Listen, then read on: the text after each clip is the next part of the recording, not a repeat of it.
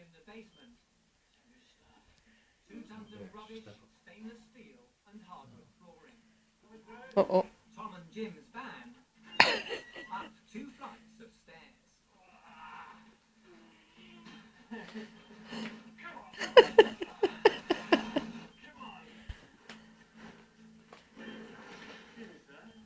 Someone's going to pay them for the waste, otherwise they've got no income.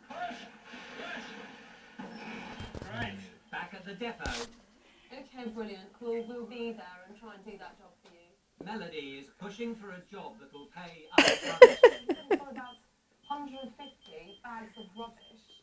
Oh, Jesus Christ! Hey! God, you missed it.